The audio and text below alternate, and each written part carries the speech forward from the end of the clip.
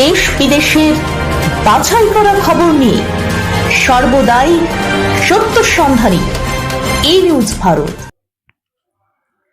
নমস্কার, ই নিউজ ভারতে আপনাদের সকলকে স্বাগত। শুরু করছি ওয়েদার আপডেট।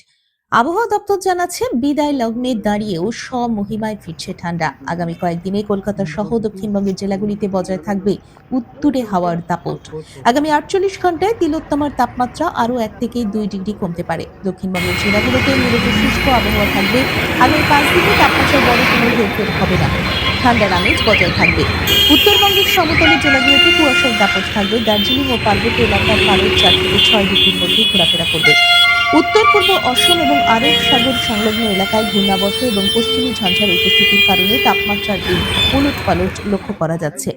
আলিপুর আবহাওয়া দপ্তরের সর্বশেষ পাওয়া পূর্বাভাস অনুযায়ী উত্তর এবং দক্ষিণবঙ্গের কোথাও বৃষ্টির কোনো সম্ভাবনা নেই। আকাশ প্রধানত পরিষ্কার থাকবে।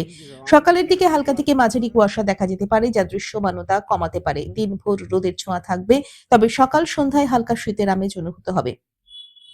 আজ কলকাতায় রৌদ্রোজ্জ্বল দিন। আজ কলকাতা ও তার পার্শ্ববর্তী অঞ্চলে দিনের সর্বোচ্চ তাপমাত্রা 25 ডিগ্রি সেলসিয়াস, সর্বনিম্ন 13 ডিগ্রি সেলসিয়াস।